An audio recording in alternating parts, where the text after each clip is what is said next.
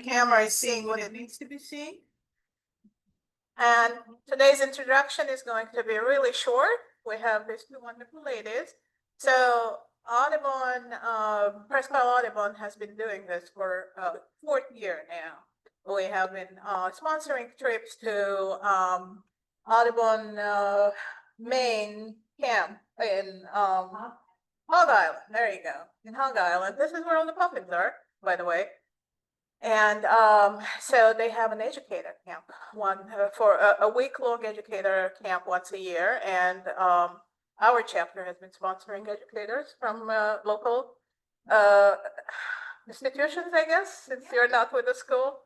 So we have Rachel Cherry, environmental educator at Ashbury Road Nature Center, and Amy Lynn Montagna, or Montagna, if you're a purist, fifth grade science educator at Girard School District. And they're going to tell us all about the fun they had there and what they learned, right? And everything else they want to tell us.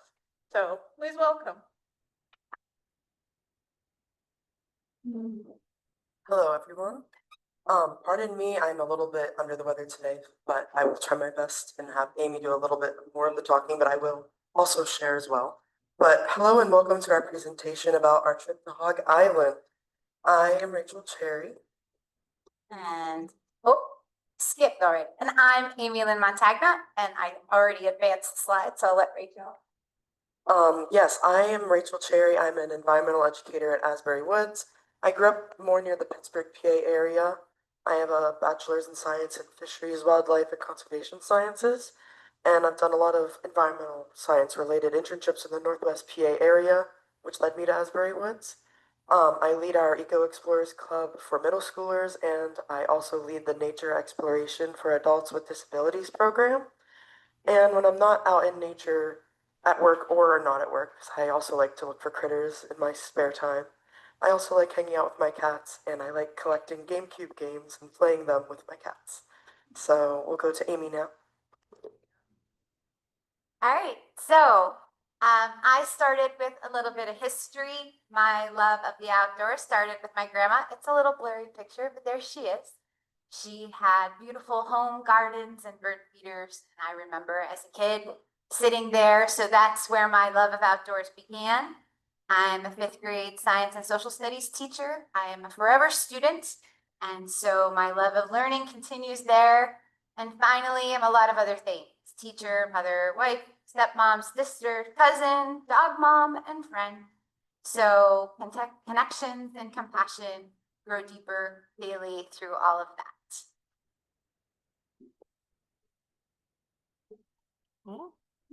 Oh, you already are on the right one, sorry. Okay, so both of us, as Miriam said to start, we were able to attend this camp from Prescott Audubon Society. So we thank you, Prescott Audubon Society. This year was 2 educators got to have the scholarship from Crawford and Erie County. Any educator, I'm a non-traditional educator, so we count as well, and just like Amy with in-school educators. And it is called Sharing Nature in Educators Week, and it's a Hog Island Audubon camp in Bremen, Maine. And yeah, go to the next slide. This is just a kind of a before slide of us traveling to the island. We took a plane from Erie to Portland, Maine. We did have a flight in between, I didn't mention, but what matters is we were in where we needed to be. We got a rented car so we could drive to the port where we kept our car, and then that's the next slide. But we did in between, we went to, I added a picture from us at Holy Donut. Is a potato donut place. Maine is known for potato donuts. And I thought that was cool. We picked up another one of the educators on the trip, Monica, at the airport. So we were able to like get donuts while we were waiting for her to land. And then we all drove to the island. So that will be next. This is, the left is as us driving down the one lane where we went to where the boat was going to take us. We dropped off our luggage, drove our car back up to drop it off, and then walked back down to get on the boat. And they took us to the island. That bottom picture is the boat, I believe, that took us there. And the top right says Todd Wildlife Sanctuary. That is, Hog Island's part of that, but it also includes like where we park. There's other places you can visit there. So there's a lot of rich and varied history. Sorry, I have to move around a little bit.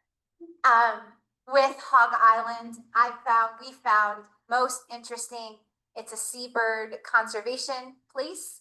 It's not just for Audubon, it's part of the Seabird Institute. And we learned all about restoring puffins and terns and other birds to Maine. As was mentioned, since 1936, Hog Island has had educators come and have this week-long camp. People from all over the United States were there. We met people from California and Arizona, Washington, and then Ohio, Pennsylvania, some people close by, and everything in between. It was great to meet people from all over the country. And then finally, this is a legacy. Mabel Loomis Todd is the one who firstly edited and published much of Emily Dickinson's poetry, and there is her desk is there. We got to see that at Hog Island. Unfortunately, I forgot to take a picture, but we did get to go to where that happened. And she and her daughter, Mabel and her daughter, were trying to prevent logging from happening, as we know that was happening during that time. Later, they donated the island back, and it is now used for education and conservation. Oh, I'm on. So the next one is about the Wabanaki, about the Indigenous peoples connection. That was a huge theme in our camp about respecting who came before us. And so the history was very evident. We saw the shell heaps that were mentioned in the first paragraph on our hike. I have some pictures of that. The bay around Hog Island is, I practiced these, Muscungus Bay, and it means fishing place. And finally, the shell heaps that I mentioned are all over, and the Damariscotta River is nearby where we were, and it documents millennia, thousands of years of coastal harvesting. And you'll see a couple of pictures of some neat things that happened because of those. Oh, and I forgot the book. That Braiding Seagrass is a recommended reading for adults and young adults about the connection of Indigenous peoples to the land we live in now. And it was a presentation from Lindsay, one of the facilitators, and she spoke highly of the book and has her high school students read it.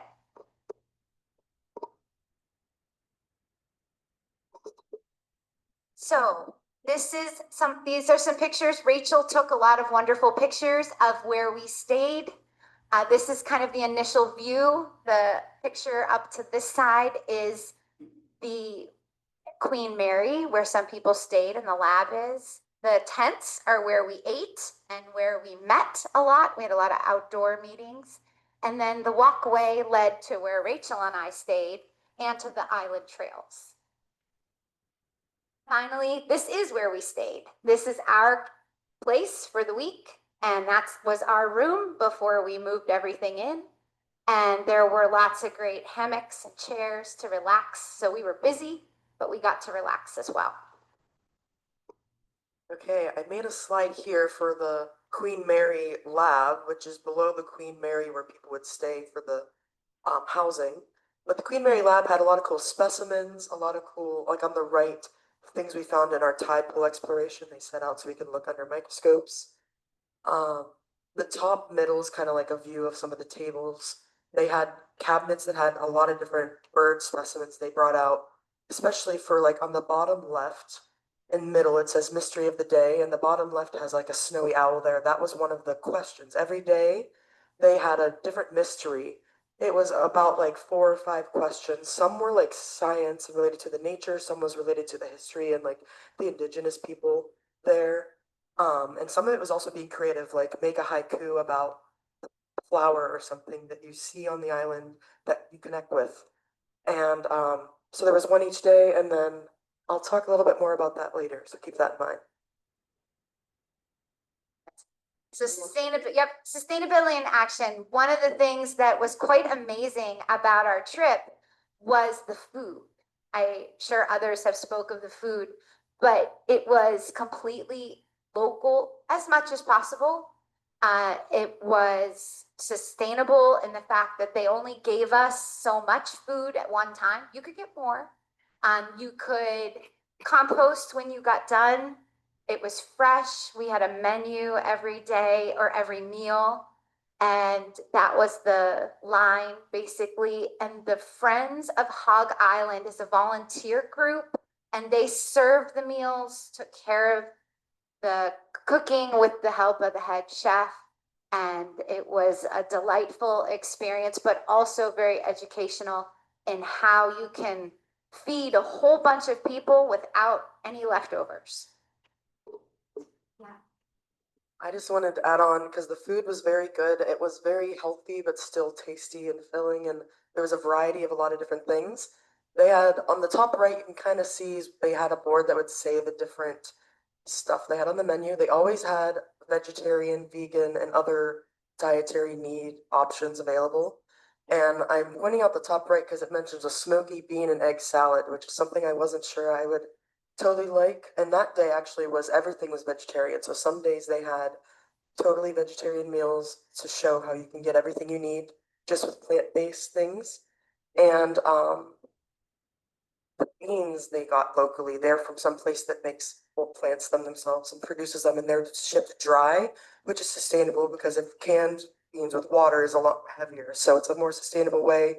They just soak the beans, and they had many meals that I loved with it. And I got the recipe for the smoky bean and egg salad from the one sous chef there. She was very kind, and they weren't just chefs in the background, like not with us. They always would come out and introduce the meal and introduce how there was that local connection or sustainable connection. And we got to talk to them and eat with them too. So it was pretty cool. The other great experience was David. David Oren Smith is the artist in residence. He was actually there for 2 camps, not just ours, but the following. It is a prestigious honor to be chosen as the artist. And I chose to feature him because he was so patient with all of us. Art was a part of our day. And you can see the action shots. He's painting as we are learning, exploring. And on the back table, he gave each of us a square of that painting right in the middle. And I brought my piece to share. So it was a gift to have this artist and to see the connection between art and nature. And he was an athlete. So things I could bring back to school to talk to my students about, but just because you're an artist doesn't mean you don't do other things. He was a great addition to our trip. Our next section now is about our time at camp and our agenda and our activity highlights and all the different things we did. Rachel picked that they did all kinds of cute little drawings for us. We loved it. So here's our agenda. We were busy. Down here, these are our fearless facilitators. They were amazing. Monday, we were busy with morning stations, and Dr. Crest came. We'll talk more about him. Tuesday, we did an island hike and got to see the beauty of the island, plus learned about Ron Smith. He rescues horseshoe crabs, and he talked to us about how he gets his students involved with that. And we did something called contra dancing. We have a slide. We have a video, actually. Wednesday was when we went boating to Eastern Egg Island, and then we had a great fishbowl discussion on diversity. It's the first time I experienced one of those. It was very interesting. We talked about the importance of making nature accessible, knowing that nature is all around you, and to make sure in your presentations that you do show diversity, which for Rachel and I was very important as we meet lots of different kids to make sure that they're represented. Thursday was the tidal exploration, which Rachel has a lot to say about that. That was one of her faves. And we had the lobster dinner, which I've never eaten a whole lobster before. So I don't know, did you ever eat one, Rachel? Okay, we had some help. Yeah. And it was local when they caught it today. Yes. Very Yeah. local. Very local. We got to watch the lobster fishers do their job. And then the end of camp celebration. So that is the overview of camp so far. And yep, these are just some pictures. that Rachel took of all the different activities. You can tell Rachel is more of a photographer than I. Of all the different things, a lot of birding. We had a lot of time, and we got to learn the right way to use binoculars for people who didn't know, like me. It was wonderful. And there's work in the Queen Mary in the lab. There's Rachel's going to talk about that art, and there's us on the boat. Yeah, so in the last slide, the top right picture was a kind of an angle showing about what this is here. So I joined the one morning section. They had different sessions you could choose from, and this one was like actually not sold out, but like signed up out. So only some people could do it, but I was glad to be able to learn how to do this so I can share it. So this is cyano printing. So cyanotype printing or cyano printing is what it's called. It dates back to the mid or late 1700s, mid 1800s. It is like a cameraless photography process, some people call it. So basically, you get fabric or paper. We were using a paper like it was watercolor paper, so you can put it in water. You get some sort of compound. It's iron compound. You can buy it pre-made, but our person who taught us relentlessly made her own combination because she's done this so much and knows like the ins and outs. But basically, you prepare papers by having it's blue on here, but it's like it dries white to begin with. And I have some of these on the back table you can see later as well. But basically, you have the iron oxide painted onto it. You have those sheets dried and in like a folder in a bag to keep them away from the sun, because the whole process is a reaction from the UV rays. So when you're ready to do what you're doing, the sheet on the bottom, you'll see this is kind of the starting process. So the paper's kind of light. You get pieces of whatever you'd like to make art. We did a lot of nature related things. You put it on the paper and we had like pieces of glass you put on top. You could use like a picture frame glass for like a DIY, just so stuff doesn't blow off as you're doing it and it helps with the sun. You let it react for a couple minutes. If it's really sunny, it only takes like 2 or 3 minutes or less. I was having a struggle with mine, trying to go really quick and make it work. But you get it ready in the middle like there. Whenever it's done, you take all the stuff off and you immediately, like on the left and right, see these trays with water. That stops the reaction from the UV rays and the iron compounds. And then you'll get a very pretty design. Like on the right, you see how there's like fern pattern. So the fern pattern kept the white because that's what was on top of the paper covering the paper. But then the blue around it is what the sun exposed to the paper to make that blue. And you can make different papers. The girl who taught us, Lindsay, had a shirt she made with like a really nice fern on it. You can get really creative with it. And one example for a non-nature thing is she did a tea bag. So she put a tea bag because she has a friend she would drink tea with, and it was like a little birthday card. So there's a lot of things you can do. And yeah, that is probably one of my favorite things, at least for like something that I was surprised I was really interested in. I like art, but it's not always my main thing I do. But I do have a nature camp I've done at Asbury Woods, and now this is something I'll definitely add for next year. And that was part of the Monday station. I did, but it's okay. On Monday, Dr. Kress came, and that was Rachel and I actually were able to have dinner with Dr. Kress. That's our picture after dinner. And these are some really cool facts that I didn't know so much about puffins before Dr. Kress came. And so puffins spend a really long time at sea, 8 months up to years, and they can drink salt water, which I thought was very, very interesting. It was also interesting that males and females look the same. Most of the birds that we had looked at, of course, the females are more muted. And puffins will return to the same area they hatch to breed. Birds, you are all bird people, you know, but I didn't know that birds use magnetic mapping, and that's how they find their way back. But puffins only lay 1 egg per year, and they don't start laying eggs until they're 5 to 7 years old. So what Dr. Kress did was pretty amazing, how he was able to repopulate the island with those statistics. Pufflings leave at 6 weeks, and then adult puffins leave shortly thereafter. And we were fortunate to see lots of puffins. We have pictures later. The nesting puffin, the pufflings were gone, and the adult puffins were on floats and getting ready to go, and there were hundreds of them.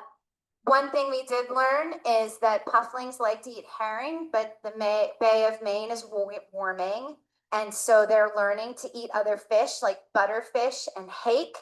But unlike other birds, the parents don't chew up the food and give it to them. They have to figure out how to eat these fish on their own. And they are learning. He had some videos showing the birds, the pufflings are learning how to eat these other fish. And then Dr. Kress was really interesting how he invented the system for repopulating birds. He started with trying to get the birds to hatch on the island and then have them come back, but they wouldn't come back. So he brought decoys, and that sort of kind of worked, but then the birds figured out they weren't real. But finally, he came up with this system of decoys and mirrors. Birds like to see themselves in the mirror, and bird sounds. And that's how he got the puffins to successfully return to Eastern Egg Island. He did the same then with terns. Puffins need terns to protect them from the seagulls. And that system has been used for lots of other bird populations now too, repopulating birds. So he was a treasure to talk to. His wife was there as well. She writes books as well. So it was a gift to have him come and speak to us. So yes, it was great being able to meet him as a bird lover myself, and of course Amy as well, loving everything we learned. One thing I loved was that whenever this project started, it was 50 years ago or more at this point. And there were a lot of naysayers in the process because puffins weren't exactly endangered. They just weren't at the place they were originally nesting. So a lot of other people thought it was a waste of time, but it ended up kind of proved a point that this was awesome, and it's proved to help other birds and wildlife that need conservation help too. So it's not just for the puffins, it's also in the schools educating kids about it too. And I do have a book on the back. There's a table with a couple different cool things to look at. We both have a different book from him. He signed it as well, which was cool. And so that book I will be reading to learn even more about the whole story. And I have the middle school version of the book. So we each got different versions. Our next day, so that was Monday, this is Tuesday. These days were full. Tuesday, we did an island hike. Enjoy the collection of pictures. The island is 6 miles around to do the hike, and it was so diverse. There's the Mabel Todd rock, and shortly down past the porthole. But we saw everything from ferns to moss to forest, to shoreline. It was insane. This is the group that made this 6 mile hike. There were 3 hike options. There was a short one, a medium one, and a long one. I did take pictures. I was proud of myself. I got to see pitcher plants in person. That green one there, they're the plants that eat bugs.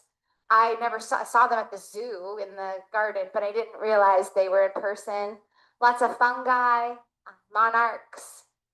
That is Lindsay. Those are the shell heaps I was talking about. It doesn't look like much, but they are amazing. They are why there are so many monarch butterflies on Hog Island, because they feed milkweed. So soil right so that the milkweed grows in the water. It's kind of a cycle of good things. Usually you hear about invasive species, which sadly will come up in a second. And of course, we ate lunch and enjoyed some water, and we drew with David on this hike as well. His artist house was in the middle of the island, and that's where we saw Emily Dickinson's desk. I just had one small thing, just real quick. The rock on the left, it's the Todd Wildlife Sanctuary. That's what they had to dedicate the island when it was dedicated to the Audubon Society for use. And I just thought it was special because Rachel Carson was there for the dedication. And she's a Rachel C from Pennsylvania in conservation, just like me. And I want to strive to be like her.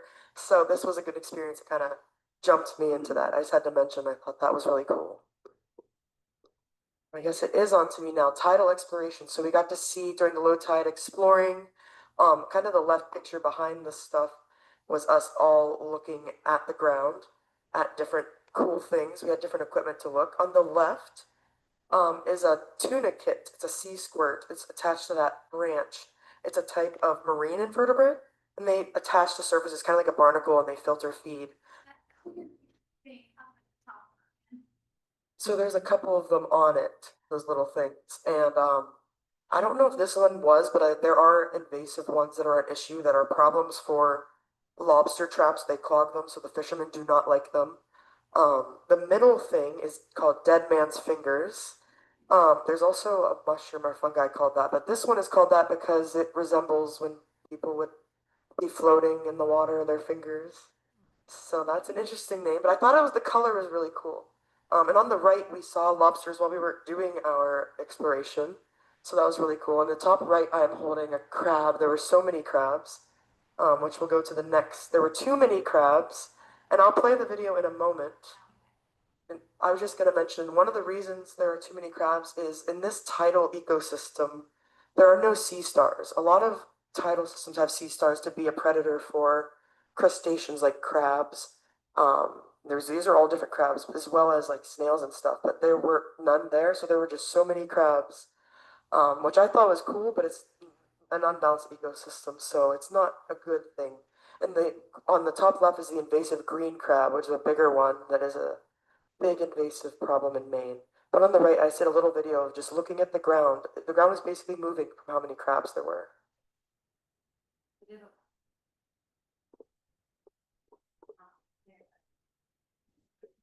Yes, you can just see. I'm just slowly moving my phone, and even if you think it's a rock, it's a snail or a crab of some sort. Lots of hermit crabs. Yeah, so that's just a little glance at like on the ground. You thought it was rocks that's moving because there's so many. Yeah, big ones, little ones, everywhere. And I think next is going to be looking at our Eastern Egg Island slideshow, which is going to be pretty cool for more of the puffin, seeing the pictures in action now. So, all right. This was interesting. We had a whole ton of fog, and I have a song for us for this. Play. Well, figure this is very typical.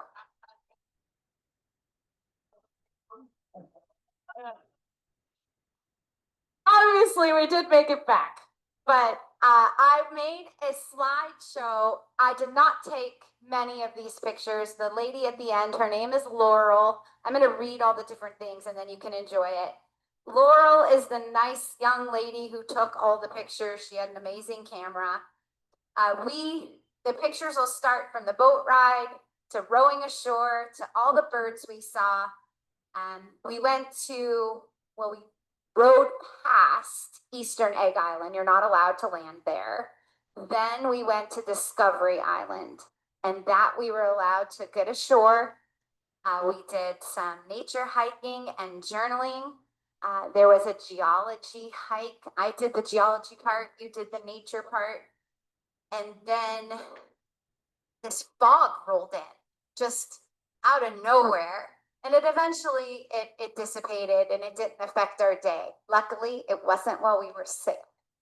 So I have a little music to go with it. It's just a local Maine artist playing some instrumental music. It'll take a second for it to queue up. So give me a, oh,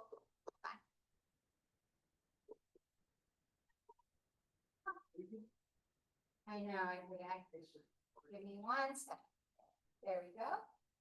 And please enjoy. It's just shy of 2 minutes.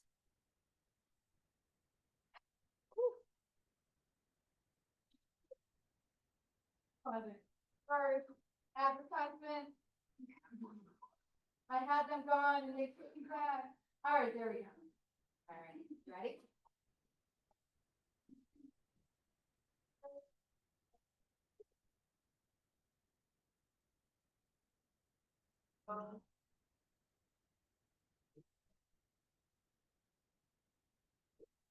That little shack there is where the biologists stay during the summer and do all of the puffin project work.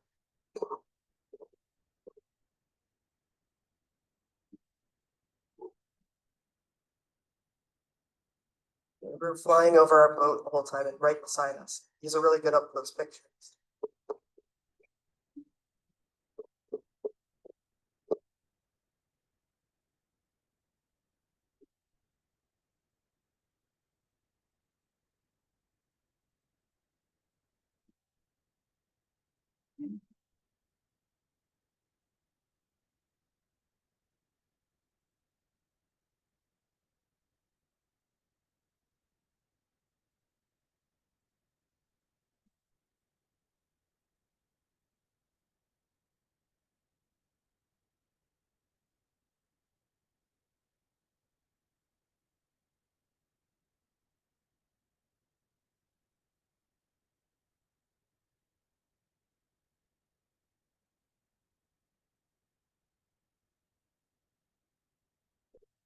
This is on our way to the other island we went on where we got to do our geology hike and looking at nature. They took us to a boat and then we got on a smaller boat to row us to the island because of low tide.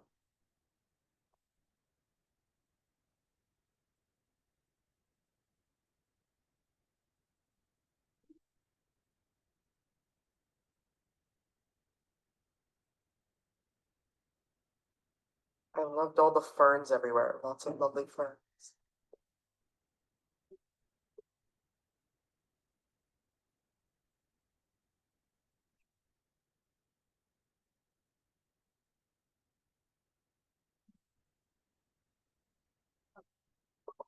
Edible. That's an edible pea.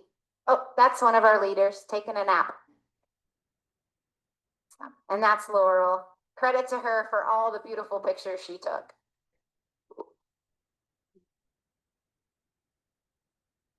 Hold on, we just have to switch it up here. Getting to the reflections part, we're gonna do some of our favorite things. And yeah, we'll get to see also the concert. Yes, hope you enjoyed all the lovely puffins. They were amazing. We were very lucky to see them because they were on their way to migrating back to where they came from.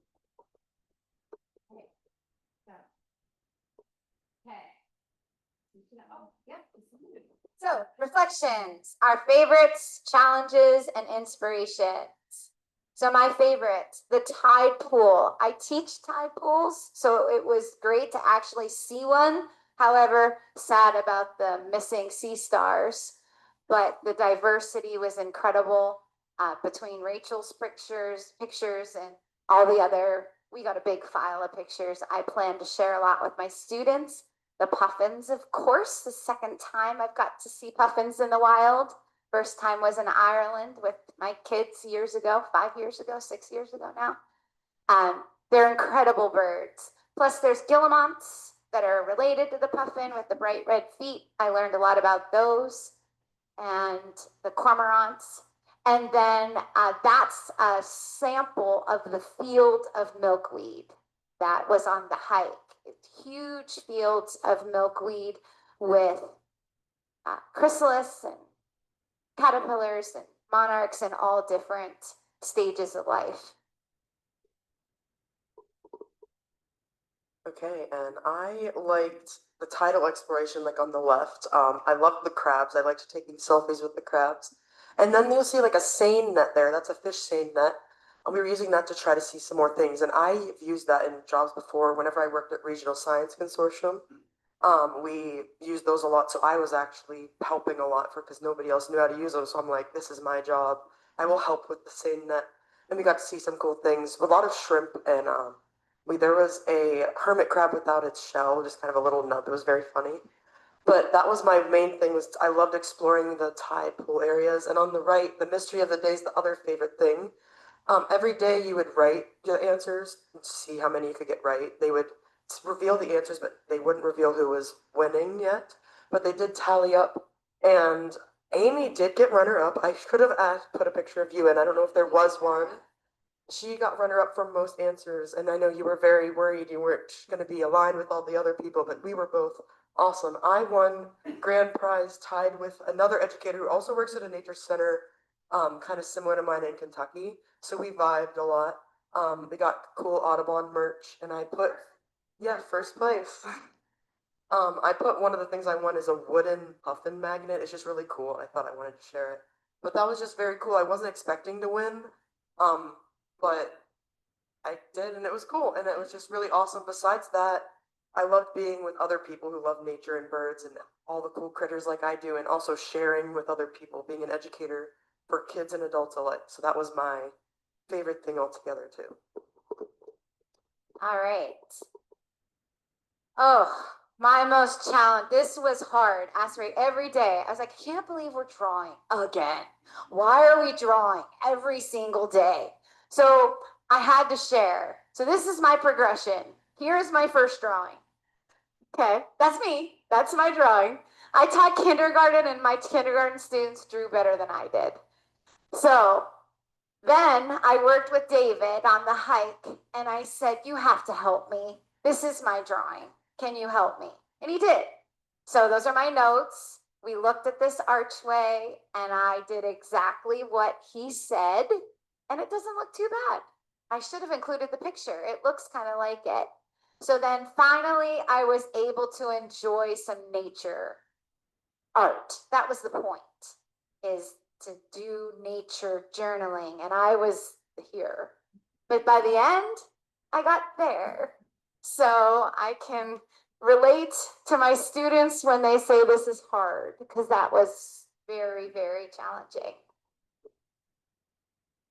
Okay, this is the most surprising activity, which is the contra dancing, which it reminded me kind of square dancing in a way. We all were doing similar moves. There was a lead person each time, lead duo doing something. We'll play a short video here to see. All day. This was on, we found out, what was this, Tuesday night? So Monday night, they give you the agenda and they're like, we're going to contra dance. We're like, we have to dance? What is it? What are we going to do? And when Rachel mentioned how the staff was involved, a lot of the people in this clip are from the kitchen, are the volunteers, are instructors. Oh yeah. So the lady here is the sous chef. This is Rosie, the head of education at the Audubon Society. And then I don't know who that man is.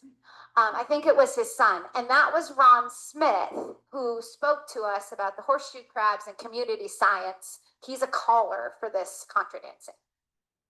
Hit it.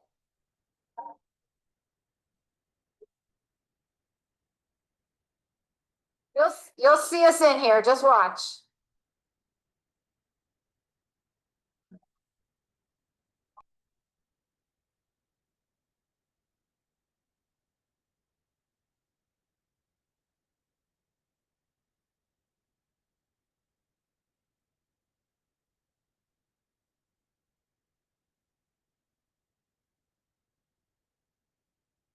Rachel and I are coming up here pretty soon. There we are, all in our glory.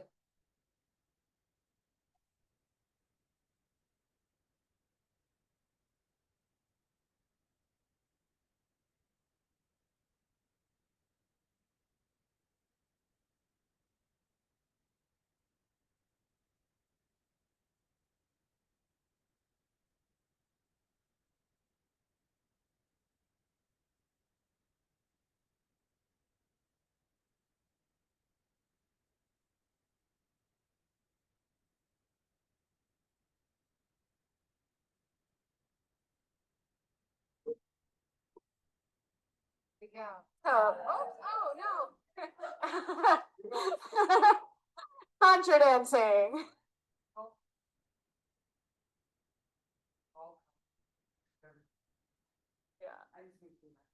Yeah, I'm good. So Rachel and I put a slide together of our educational inspirations from camp. Besides, reaching some challenges, doing some things that were uncomfortable,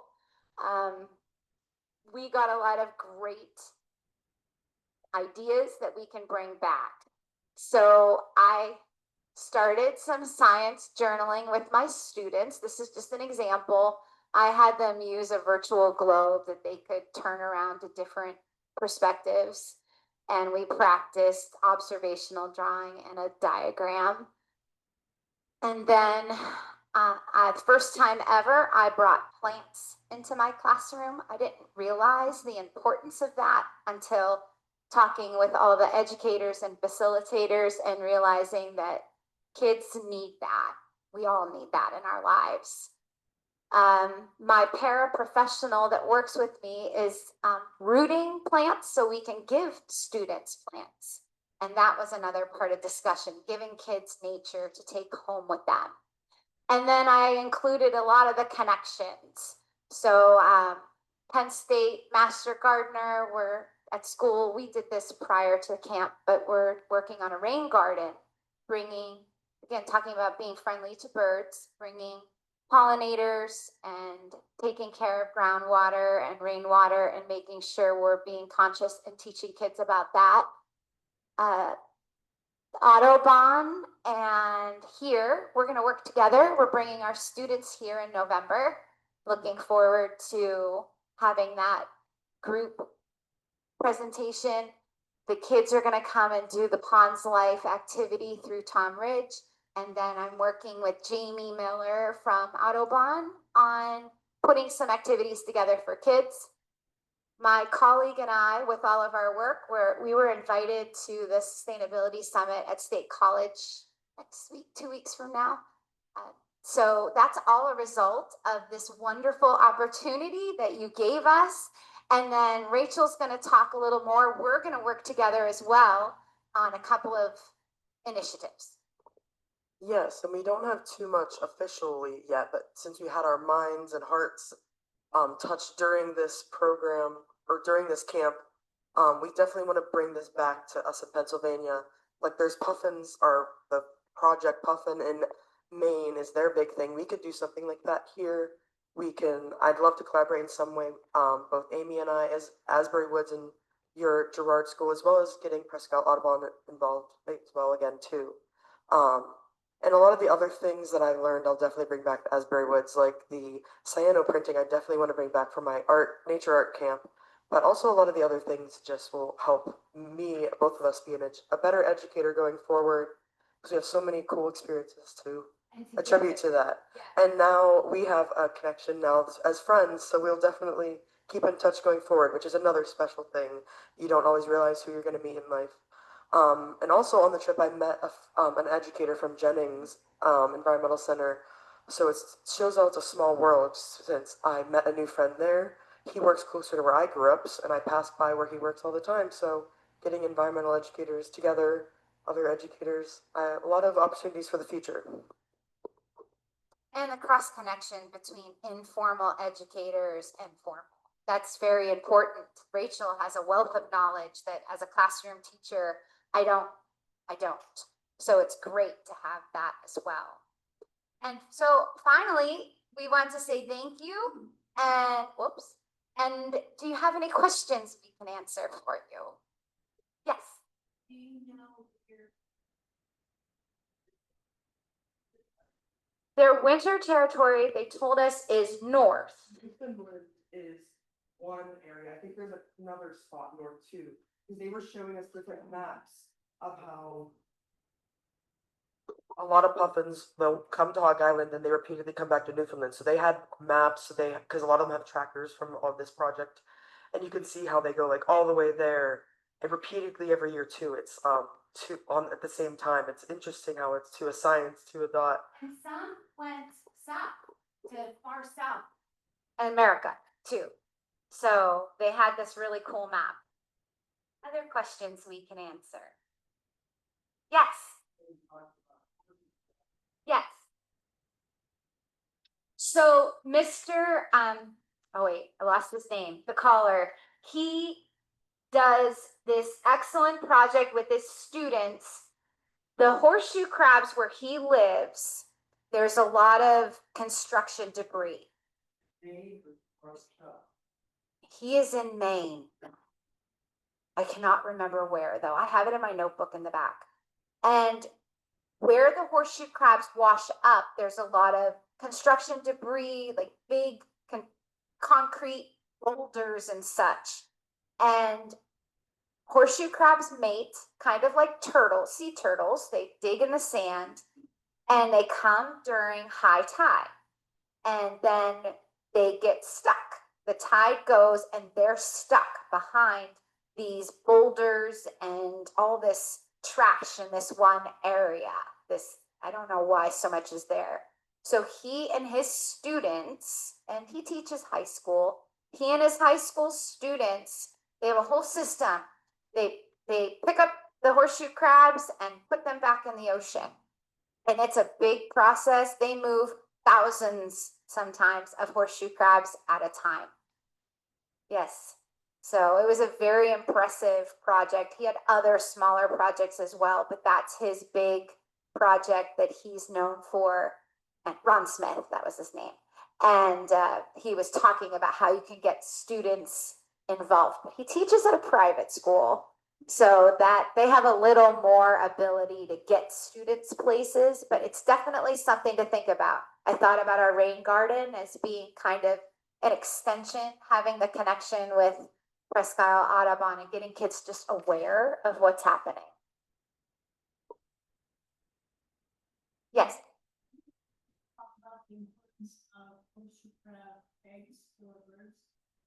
No, he did not.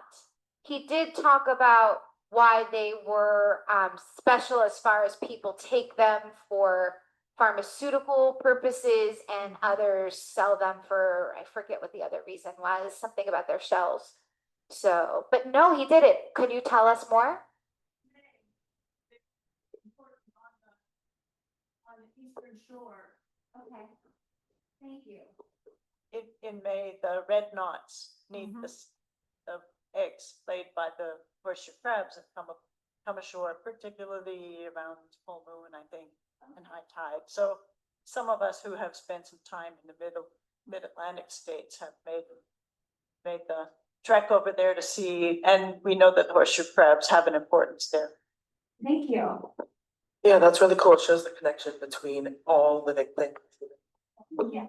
Yeah, I just wanted to add, the Carolyn said, the shorebirds migrate to Canada. They fly a long ways from the tropics to the Arctic. And that's the main thing that depend on these places to stop feed on the way. Okay. The horseshoe crabs are going to these places, totally that out. Or if there's a bad oil spill or something, or time, Yeah, he did speak of that, the oil spills, and he and his students track the data of what's eggs and crabs and what's happening and how many they rescue and those types of things. Yeah, I have some information in my notebook. You can look him up. I'm sure he would love to talk to me. He wants to help and wants more people involved, so he's looking for volunteers. Any other questions? No. why don't you have fish with that Oh, disease? a good question. I asked that question, why there were no sea stars, and it happened years ago, and the people that I was with didn't know the answer. I was also very curious why there were no sea stars. They had sea stars, I want to say like 20 years ago, but something happened. Did you learn something? Someone mentioning that they may not be accurate, but could be a possibility is gulls are aggressive, and that's partially why the puffins were having issues. And gulls, I think, were part of, they weren't normally in that area as much, and whenever they were, besides the puffins, they think it was, they were eating the sea stars as well, but I don't know for a fact. I think it was in talk of like what might have been what happened, but I'm also interested in confirming, like, is that also common in other tidal ecosystems? Is it just like this area issue or other parts of the country? I'd like to learn more too, because also besides the puffins, all the other animals that we learned, it really got me thinking about what other connections there are and stuff. On the west coast, it's the disease. It's disease, so that maybe could be, yeah. Like that, the cow. Correct, yes, so that's very important, the being the keystone species. Without it, all we saw were squirts and those types of things and crabs. Tunicate Yeah, prawns, there's so many of those, and then the crabs. right. Otherwise, and there's the shrimp and the lobster farther out, but there were no urchins or any other things you would expect to see in a tidal ecosystem. I have a question. Yes. Did they tell you there would be a quiz when you come back? No. So you mentioned from your conversation with Dr. Kress Yes. that young puffins are now learning to. So there were a number of articles, I think years ago in the press about how the sea is warming up and Yes. pushing herring and sandlands farther Yes. north. And so they're bringing this bigger fish to their chicks and the chicks cannot eat and it's a tragedy, you know, it's too big, etc. And so now he's saying that somehow what has changed? Is it that they somehow swallow it? Is it that they catch smaller ones or? So the hake is a longer, skinnier fish that they showed us footage of the puffling. Whoops. The pufflings are able to peck at it and eat, you know, they can swallow some of it and chop it off, because a herring, they just eat whole. The butterfish are too big for their mouths. They choke on them. So the pufflings are learning to use their beaks and poke into the butterfish to be able to eat them. They're having better luck with the hake, the skinnier, because it fits in their mouth better. But the butterfish, they're pecking. He showed us images. That's amazing. So he was saying how adaptable these puffins are. That's amazing. There was another question. Yes. Rachel. Located here in Erie for adults or just children? There are both programs for adults and children. I run the Adults with Disabilities program, which is just one, but we do a lot of family, adult, and younger children. We have a newsletter every 4 months, like not a quarterly, but a thirdly newsletter that will have all the information in it, and you can see. We do different, I'm trying to think of like mushroom hikes, different hikes where you're guided by one of us. Yeah, snowshoeing during the winter. Sometimes during Valentine's Day, we have like a couples thing. You can come and we have like daycare actually. So your kid drop your kids off for a little bit while you plan something. So there's a lot of different options. Yeah, so music Mondays in the summer, they'll have like a local acoustic band or artist play, and then there might be some food truck options and lots of other things coming forward as we go on. So yeah. Well, you want to take a picture? There's our contact information. We again can't thank you enough for the experience and everything that we've learned and have proceeded to learn beyond our experience at Hog Island and our connection that we can make with you, with Asbury Woods, with schools. It's a wonderful thing, and I'm so grateful that others will get to experience this as well. Yep, okay, I guess I'll say thank you as well, and that will be the end of our program. Thank you. Now, every year we have the educators come and tell us about their adventures, and I feel so lucky that we have such committed educators in this area that they took up our offer and went there and learned and came back, and now they're going to inspire a generation of students, and I just think it's really cool. So I thank you for your effort. Yeah, and we'll keep on doing this program every